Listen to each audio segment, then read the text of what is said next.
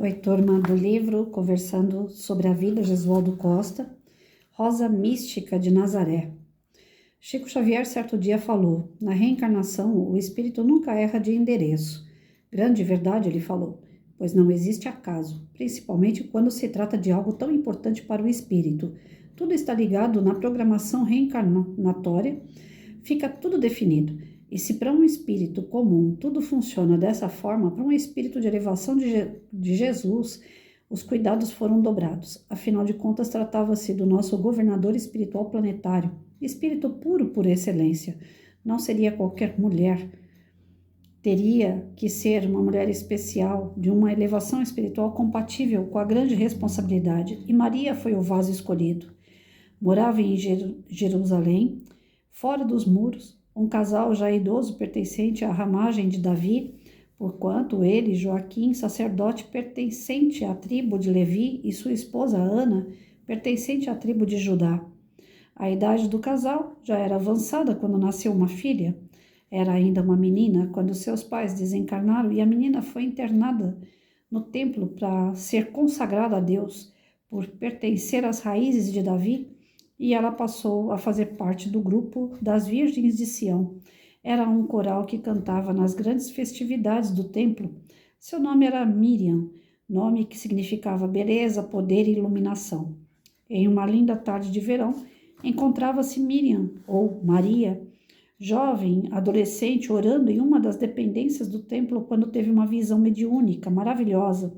Um anjo do Senhor lhe apareceu e lhe falou: Alegra-te, muito favorecida, o Senhor é contigo. Lucas.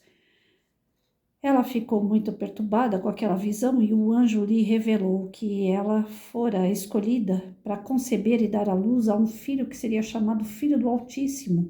Ele se chamaria Jesus e reinaria para sempre na terra.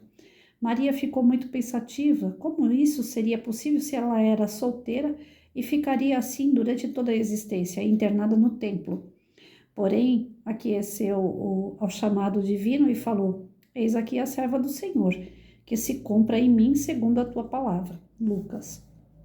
Maria não comentou com ninguém a respeito da visão, porém compreendeu tudo quando, dias depois, eis que bate à porta do templo um homem chamado José, carpinteiro, residente em Nazaré, que, fazendo uso de prerrogativa por descender a linhagem de Davi, pediu que lhe fosse designada uma esposa, pois havia ficado viúvo de sua esposa Débora, filha de Alfeu, e tinha 5 filhos pequenos.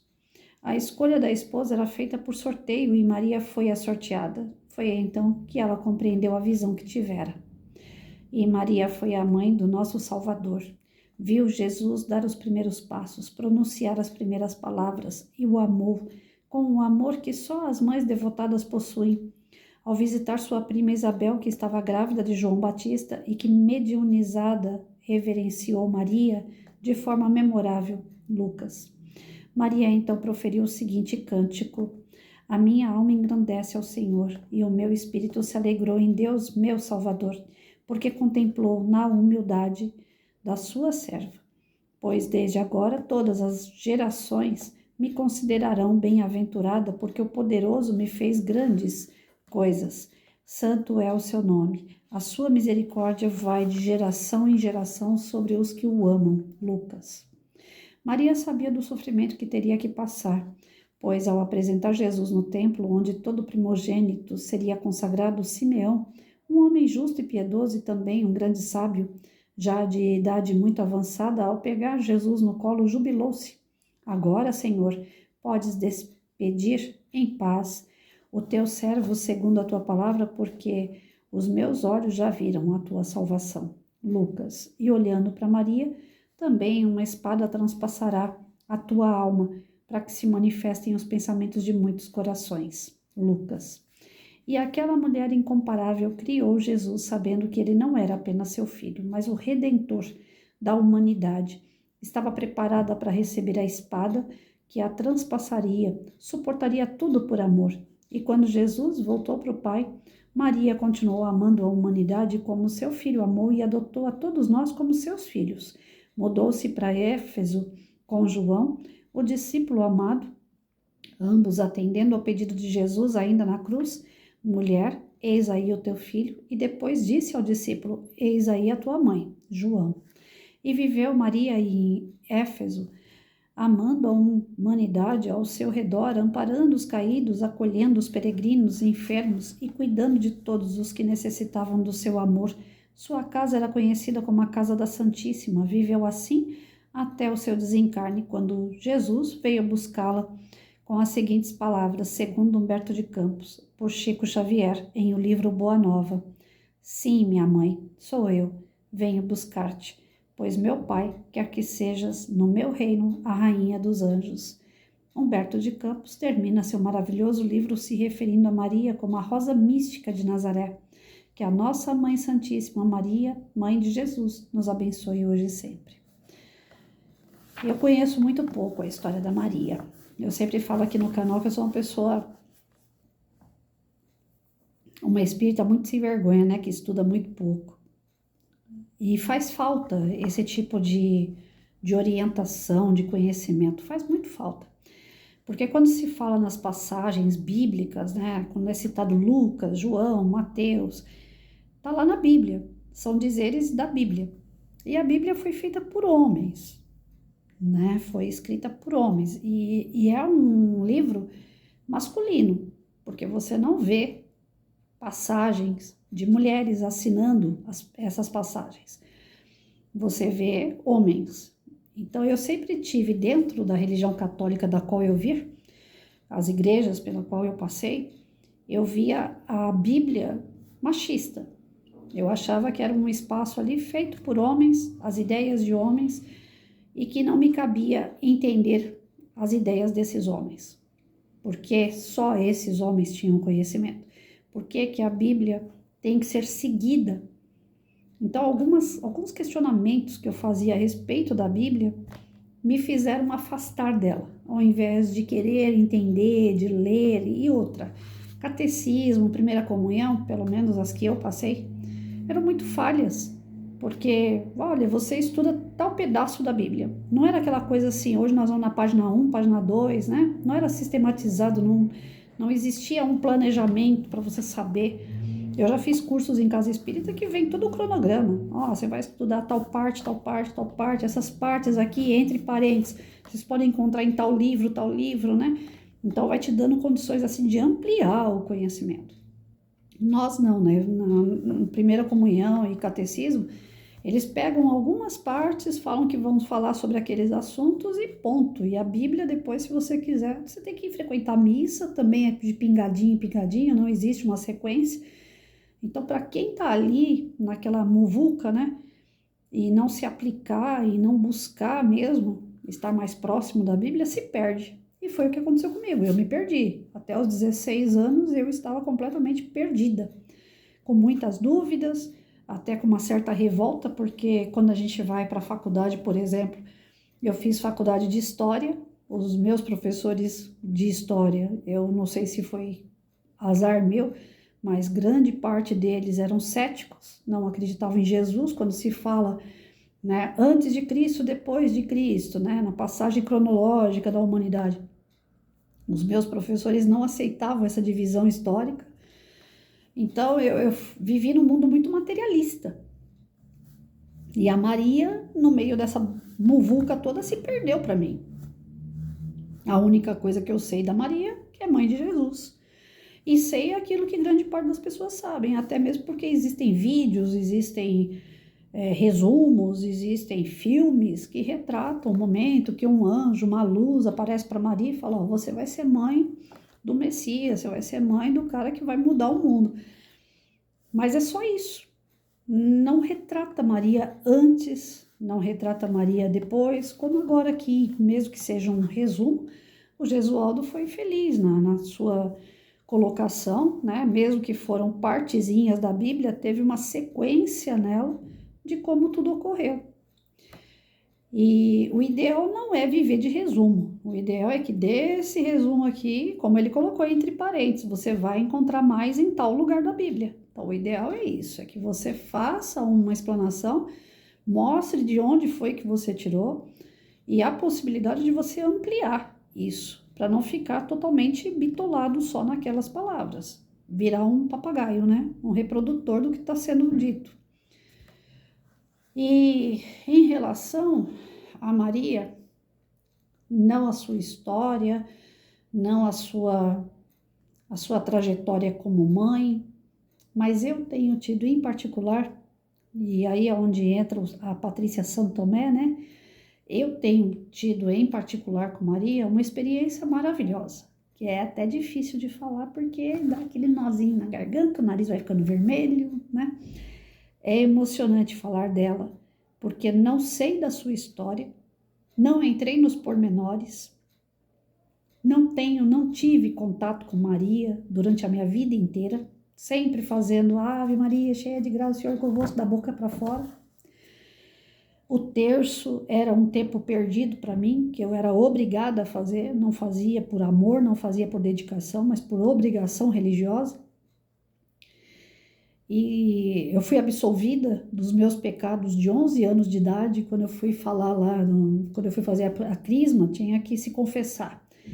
E eu cheguei no padre e falei para ele, padre, eu tenho 11 anos de idade, eu não sei quando, nesses 11 anos, o que foi que eu acertei, o que foi que eu errei. Então o senhor pega aí os 10 mandamentos, vira de cabeça para baixo e vê o que o senhor manda. E eu vou lá para penitência, né? Aí foi onde a Igreja Católica para mim caiu de vez, porque todo dia eu fazia as 200 Ave Maria, 400 Pai Nosso no terço, todo dia, antes de dormir. E quando eu fui falar dos meus pecados de 11 anos de vida, né, que eu tinha 11 anos de idade. Então, desde que a gente nasce e diz que a gente peca, eu falei, ué, então eu tenho 11 anos de pecado, só que eu não sei o quê. Eu não vou lembrar, né? E aí o padre deu risada na minha cara, que ele viu minha inocência, ele viu que eu não tinha o que dizer, né? Aí o padre falou assim, Patrícia, vai lá e reza 2 Ave Maria, 3 Pai Nosso, uma coisa assim, desse tipo, né? Não vou lembrar exatamente como foi, mas foi mínimo. E aí você vai ser absolvida. Aí eu falei, mas né? Que coisa. Todo dia 200 Pai Nosso, 400 Ave Maria, e agora 2 Pai Nosso, 2 Ave Maria, resolve o meu problema. Então, para que eu fico rezando o terço todo dia? Então, eu tô pagando meus pecados muito além do que eu devo. Né? Não fazia sentido para mim essas coisas. Coisas de Patrícia. E isso só me trazia um vácuo, né? Dúvidas, ao invés de fé. Então, Maria, para mim, sempre foi aquela coisa assim da obrigação da oração, sempre foi algo assim distante de mim, muito distante de mim. Até a gente virar mãe, né? Até a gente virar mãe. Aí a gente consegue entender um pouco dessa passagem dela, da dor da Maria. Eu não consigo me colocar no lugar dela de forma alguma. A dor que ela sentiu, eu não faço ideia, né? Mas ela, como mãe, sofreu pelo seu filho. E a gente, quando se torna mãe, a gente sofre pelo nosso filho. As boas escolhas deles, para nós, é um alívio. As péssimas escolhas deles, para nós, é um sofrimento, uma penitência terrível. E diante das escolhas de Jesus, mesmo trazendo sofrimento para ele, balsamizando a vida de outros, Maria foi resignada.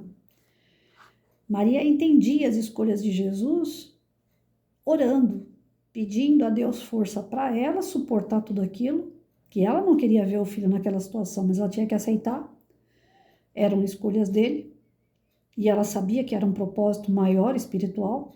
Então, ela era de uma grandeza espiritual também, que dava para compreender aquela situação.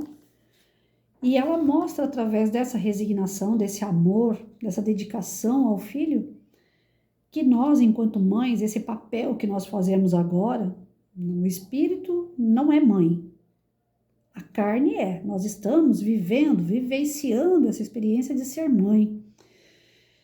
E como minha mãe sempre falava, ser mãe é padecer no paraíso, né? Porque você passa por tantas coisas e você não deixa de amar o seu filho. Ele faça boas ou más escolhas, o amor é o mesmo, não muda em nada. A vontade que dá é de rezar terço, né? Falar um monte quando eles estão tomando caminhos, escolhas erradas. A vontade de pegar pelo braço e falar, vem cá, né? Sai dessa, vem pra cá, aí onde você tá errado. Mas Maria não fez isso. Não foi esse o exemplo que ela deixou. E apesar de ter passado minha vida inteira, né? Ter sido assim, distante de Maria, ela para mim é algo assim tão longe da minha realidade. Quando eu me vi nesse papel de mãe, foi praticamente automático essa ligação com Maria. Porque aí tudo você acaba pedindo intercessão a ela, porque ela foi uma mãe exemplar. Ela foi uma mãe excepcional. Não existe um relato de outro espírito que seja tão bom, tão benevolente, tão paciente, tão resignado como Maria. Então a gente vai atrás do exemplo da Maria para que a gente possa acalentar o nosso coração. E aí nisso ela vem automaticamente ficar próximo de nós. Maria acaba se chegando a nós. Eu costumo dizer o seguinte, pelo menos eu sinto muito isso. Não é Deus, Jesus, Maria, Francisco de Assis ou qualquer outro espírito mais elevado que tem que vir até nós. Porque eles já vieram, eles já fizeram a parte deles. Hoje, eles querem que nós vamos até eles. E o caminho é árduo, porque nós estamos num patamar de entendimento, de evolução muito menor do que eles. Então, para subir esses degraus, a gente vai sofrer muito. Nós vamos passar por situações adversas demais para compreender a trajetória desses espíritos, para ter esse merecimento de alcançar essa grandeza, esse amor, esse patamar que eles estão. Não impede a ligação, não impede essa transmissão de amor deles para com nós, o nosso pedido, às vezes os nossos desequilíbrios, às vezes os nossos conflitos, chegarem até eles e a gente ter uma assistência. Não impede pela diferença de grandeza espiritual. Mas se nós quisermos ter esse entendimento que eles têm, se a gente quiser saber sair das situações como eles saíram, nós vamos ter que calcar tudo isso daí. Nós vamos ter que andar tudo isso que eles já andaram lá atrás. Eles não nasceram perfeitos, eles também foram imperfeitos como nós. Eles também tiveram histórias como nós. Aqui, Gesualdo coloca um resuminho da história da Maria. Ela teve uma história. Ela era humana, ela estava vivenciando na carne. Ela não é um espírito que, eu vou colocar um anjo na sua vida. O cara nasceu anjo. Não, Deus não seria injusto. Ele coloca o espírito de acordo com o entendimento dele e da possibilidade que ele tem de ajudar o outro. Então, Maria, Jesus, são de uma grandeza muito grande, eu arredondando o negócio aqui, né? São de uma estipe muito grande de espíritos, né? De evolução espiritual, porém com entendimento muito próximo do nosso, dentro da carne. O sofrimento que eles viveram, sofrimento de um espírito impuro.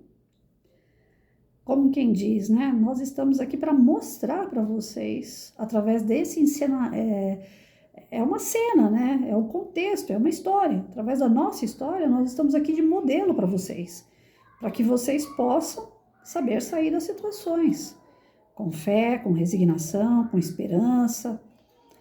E a Maria, ela foi, assim, um ato de amor de Deus extremo.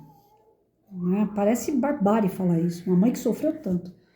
Ai, gente, meu vizinho hoje tá atacado aqui. Desculpa aí os barulhos que vocês estão ouvindo por trás das câmeras.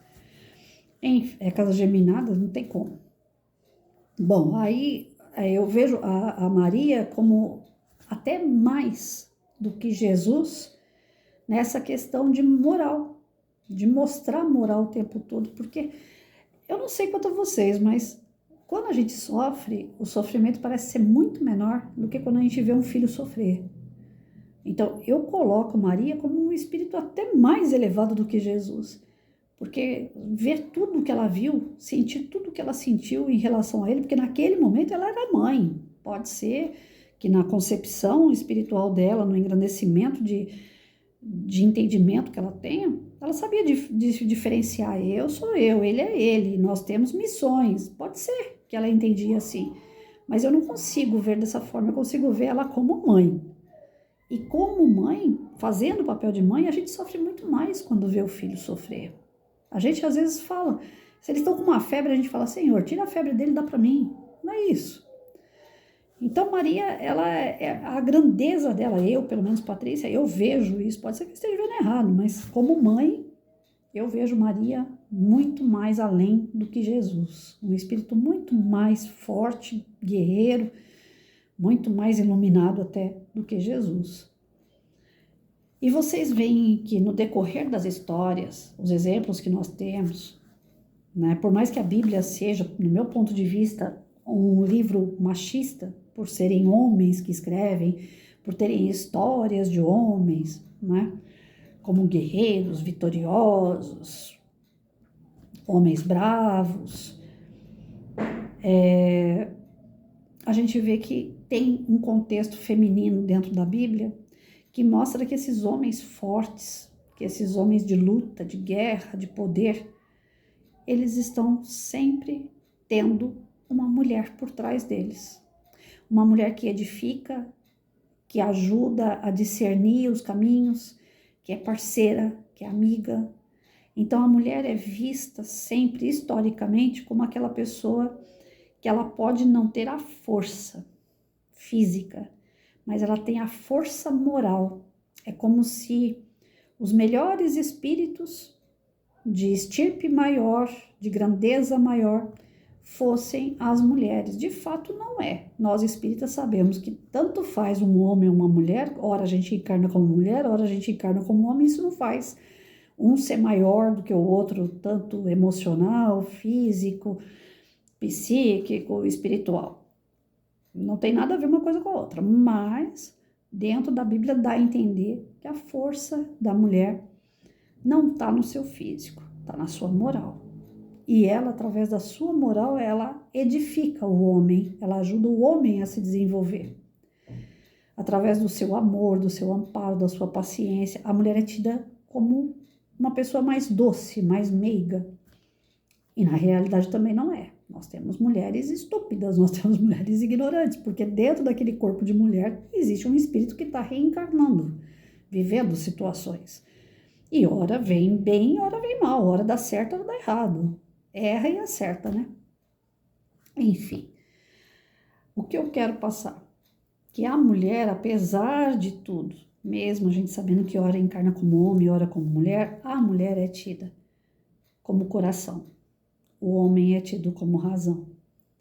A mulher é tida como amor. O homem é tido como força. Esses papéis que nós fazemos nos tornam pessoas fortes, amorosas, completas.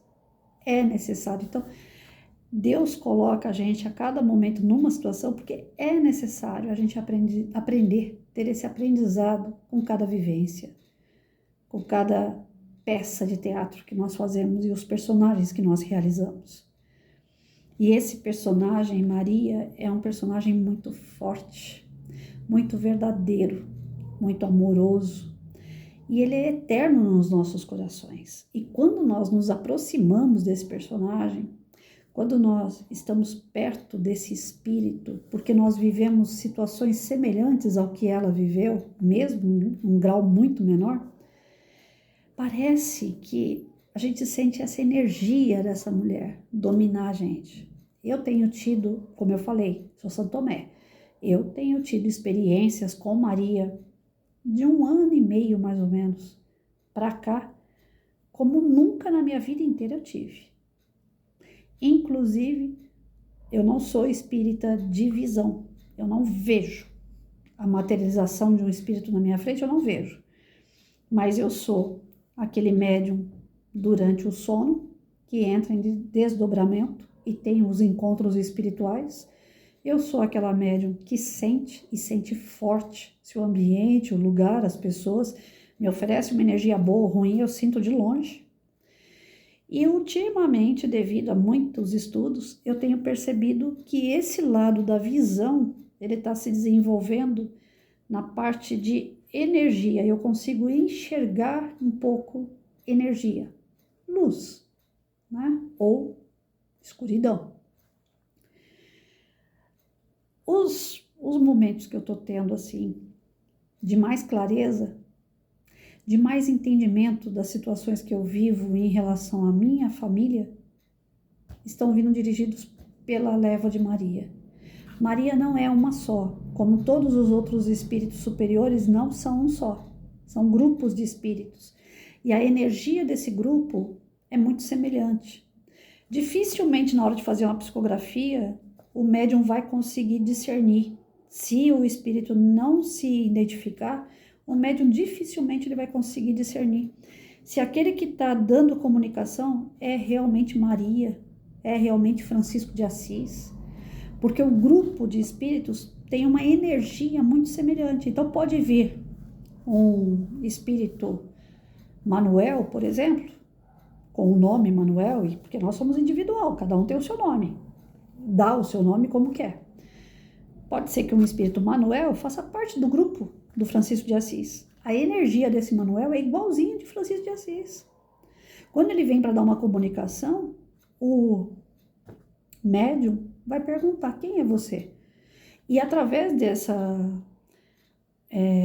como que eu posso dizer? Desse grupo, dessa unicidade que eles têm, esse espírito ele pode se apresentar como Francisco de Assis. É permitido que ele fale Francisco de Assis, mesmo não sendo. Então, muitas das vezes, quando a gente assina uma psicografia, a gente pode colocar o nome de um espírito, como se fosse de uma grandeza, como Francisco de Assis, de repente uma psicografia do Chico Xavier, mas na verdade não é aquele espírito, ele faz parte do grupo daquele espírito. Então, eu tenho tido contatos, lógico, eu não posso falar, Patrícia está tendo contato com a Maria, quem sou eu na fila do pão, mas eu tenho certeza no meu coração e nos encontros que eu estou tendo, nessas visões de luz que eu estou tendo, nesses desdobramentos que eu estou tendo de 1 ano e meio para cá, eu estou tendo muito contato com esse grupo que pertence a Maria. Então eu vejo o manto de luz, eu vejo um véu azul claro, transparente. Eu sinto aquela delicadeza, aquela fala tranquila, morna, sabe? Aquela coisa gostosa, quando a pessoa, só de falar com você, ela te deixa calma, tranquila. Eu tenho sentido isso. E é da falange de Maria, é do grupo de Maria. Quando eu falo, eu tive uma visão de Maria, eu não estou tendo a pretensão de ter visto Maria, falado com ela, estado com ela. Eu sou um espírito muito impuro, muito atrasado para dizer que consegui chegar até ela. Ela vem até mim, se ela quiser. Mas eu, para chegar até ela, eu tenho que caminhar. Então, eu não posso dizer que eu estou chegando até Maria, que eu estou ali com ela, né? Nós somos amiguinha e tudo a gente faz junto. Não posso. Seria leviano da minha parte. Mas eu tenho tido o acolhimento de Maria de 1 ano e meio para cá, desse grupo, dessa falange de Maria. E isso eu não abro mão, eu tenho certeza. Porque já houve algumas provas nisso. E eu sou Santo Tomé, eu preciso das provas. Para acreditar, eu preciso de prova. E Deus sabe que eu sou atrapalhada. É por aí mesmo. Então, eu já tive visão de uma ocorrência com meu filho em estado de violência urbana, né? Um cara tentando assaltar meu filho, ele batendo no cara, o lugar, a escuridão, todo o cenário, tudo que ocorreu ali, eu vi. E eu vi através da falange de Maria que me mostrou. Falou, calma, já aconteceu e ele tá bem. E aí, dias depois, me deram notícia. Patrícia, teu filho sofreu um assalto e tal, mas tá tudo bem. Eu falei, eu já sabia. Falange de Maria já tinha me falado. Já aconteceu da falange vir e me mostrar que vai vir uma netinha aí. Se vai ser neta ou neto, não faço diferença. Mas disseram, através dessa luz que eu vi, numa estrada que eu estava andando no meio do mato, e veio uma luz na estrada do nada. Eu olhei até entre as árvores para ver se era o sol que estava batendo no asfalto, que eu sou muito Santo Tomé, eu tenho que descobrir o que que é. Não tinha sol, não tinha nada ali batendo, era uma luz mesmo no asfalto, asfalto de barro, né? Rua de barro. E ali naquela luz veio o clarão dizendo, vai vir uma netinha para você, aguarda. Então, assim, algumas situações eu estou passando de 1 ano e meio para cá. Eu tenho 52 anos. Que são ligados a Maria, que são ligados a essa falange. Então, o que a gente precisava, eu bato na tecla que a gente precisava desde lá atrás, uma evangelização séria, que trabalhasse esses personagens de uma forma a mostrar para a gente que eles são seres superiores, não porque Deus escolheu que fosse, mas porque eles tiveram que também atravessar os desertos e crescer moralmente para se tornar pessoas e seres superiores na parte espiritual. Faltou essa ligação com os personagens, trazendo eles para perto de nós e nós modificando o nosso comportamento para chegar até perto deles. Maria tinha que ter sido mais próxima desde o início da minha vida, para que eu tivesse tomado talvez outras diretrizes dentro do meu papel de mãe. Ela, na verdade, ela é um grande modelo para todas as mães. E nós deixamos esse personagem um pouco aqui de lado, porque a Igreja Católica, pelo menos da qual eu vim, era muito Deus e Jesus. E tanto é Deus e Jesus que dentro da Católica eu não sabia quem era quem. Para mim, Deus e Jesus, inclusive, eram as mesmas pessoas. Até eu entender que um era uma coisa e outro era outra, que um é o pai e o outro é o filho, demorou. Então, essa falta do conhecimento dessa base sólida leva a gente a alguns erros. Nós precisamos estudar e entender esses personagens. Nós precisamos de lugares onde a gente vai buscar esse conhecimento. Nós precisamos ter uma bibliografia vasta para entender as ocorrências e esses personagens nas ocorrências, porque eles de fato são os melhores exemplos que nós temos. Mas a gente perde isso porque fica bitolado em alguns dogmas, alguns rituais de religiões e esquece o fundamental. O fundamental é justamente isso. Para que esses seres vieram? Por que eles existiram? Foi para dar exemplo. Foi para mostrar o caminho. E a gente se perde por falta disso. Maria, ela mostra para a gente o amor mais puro e verdadeiro, despretensioso. Ela podia muito bem ter negado, falar, não, eu sou virgem, eu tô aqui de boa no meu canto e aqui eu vou ficar, eu não quero ser a mãe de ninguém, não. Quando é escolhida uma noiva, pelo que eu entendo na época, não tem muito o que querer. Por isso que Maria de Madalena sofreu perseguição, porque ela não queria um casamento arranjado. Ela era rebelde, né? Ela não queria as coisas forçadas. Ela queria se apaixonar, ela queria casar por amor. E aí ela foi escrachada pela sociedade como uma prostituta, porque ela não aceitava dormir com um homem que determinou que ela seria sua esposa. Esse homem revoltado porque ele era rejeitado pela Maria de Madalena, colocou ela no prostíbulo. Tem um filme que eu assisti de Maria de Madalena que, nossa, foi forte. Eu fiquei com aquela sensação horrível. O cara coloca ela num prostíbulo, lá no prostíbulo tentam mexer com ela não quer, ela não aceita, ela acaba sendo estuprada. E aí, para ela poder passar dias naquele local de inferno, começaram a dopar ela, dar remédio para ela, dar droga para ela. Maria de Madalena sofreu demais, porque ela mostrava resistência àquilo que era promiscuidade. Ela não queria promiscuidade. Então, naquele filme, eu fiquei muito, assim, a sensação que eu tive de Maria de Madalena foi completamente diferente do que se conta. Eu fiquei completamente a favor dela. E as histórias são assim. Maria, mãe de Jesus, não tem outra história, né? Maria de Madalena tem. Existe um momento lá que parece que ela gosta de estar no meio da riqueza, de um soldado que ela se apaixona, mas vive na promiscuidade com esse soldado, ganha outros soldados em relação à guerra. Existem outras histórias sobre Maria de Madalena. Mas a mãe de Jesus, pelo que me consta até agora, não tem outra história. A história que tem é sempre a mesma.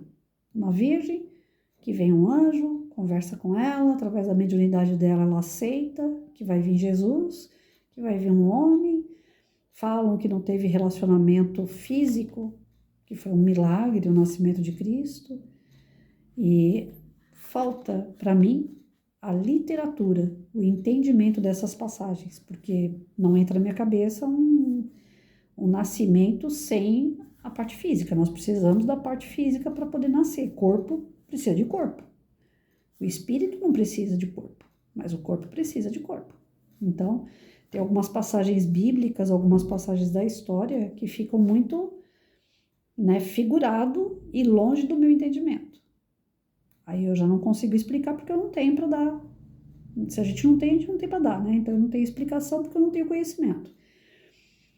Mas independente dos pontos que se falam biblicamente, machista ou não, sendo da forma que aconteceu ou não, são personagens que mexem com o nosso íntimo porque nós vivemos papéis semelhantes. Então a gente pega desses personagens o melhor que a gente puder. Em Maria eu pego essa parte da resignação, desse amor incondicional sem querer nada em troca, simplesmente porque é mãe. E toda mãe deveria ter essa responsabilidade do amor, do cuidado, sem esperar nada em troca, porque algumas vezes nós vamos ter o retorno e outras não. É frustrante quando não tem. Então a gente não tem que se frustrar. Faça o seu papel, aprenda os valores que esse papel te impõe e trate de ser uma pessoa melhor todos os dias. Você é referência para o teu filho, independente se ele aceite ser você a mãe dele ou não, independente se ele vai te devolver o carinho, a gratidão ou não. O papel de mãe é o de doação, não é o de querer algo em troca. Tem mãe que mal coloca o filho no mundo e já fala: quando eu estiver velha, você vai cuidar de mim. É um erro falar isso, porque você fica fazendo, acreditando na obrigação daquele ser de te amar, de te cuidar. E o filho tem obrigação? Tem, mas por um estado de gratidão. Não porque você obriga ele a gostar de você ou ele fazer as coisas para você como você quer que seja. Até para conduzir o caminho dele, as coisas têm que ser pela mãe. A mãe está ali para orientar. Mas depois que você orientou e ele já pegou uma certa idade, ele já tem o livre-arbítrio dele, aí não adianta mais querer forçar. Tem que ver o que foi que você plantou ali para ver se vai colher ou não. Mas não fique esperando, não crie expectativa. Maria, eu acho que ela se protegeu para não pirar, né? Porque uma mãe vendo Jesus, como ela viu, pregado na cruz e tal, para ela não pirar. Eu acho que Maria se protegeu dessa forma, tendo esse entendimento que a escolha do filho é dele, e ela com a escolha dela. Ela entendeu que ela seria mãe do mundo, ela entendeu que ela ia continuar doando amor mesmo depois da morte de Cristo. E é o que muitas mães fazem para poder suprir a sua dor.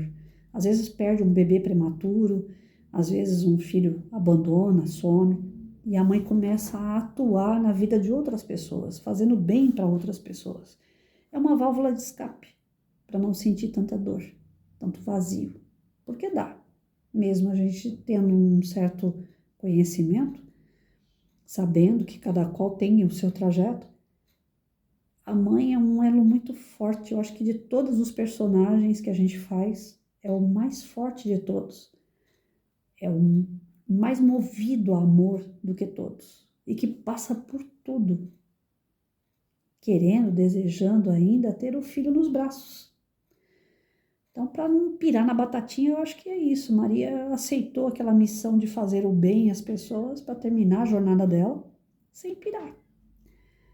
Porque eu não consigo me colocar um segundo na pele de Maria. O sofrimento todo que ela viu Jesus passar, que ela sofreu junto com ele. Então, Maria realmente é uma pessoa, é um ser, é um espírito muito, mas muito especial. Independente de como é contada a sua história. Fato é que ela é um ser muito especial. E tem, sim, um grupo, uma falange de Marias.